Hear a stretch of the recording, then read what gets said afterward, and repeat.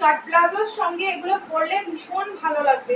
এগুলো দেখে নাও 40, 42, 44, 46 পর্যন্ত এগুলো নেবে।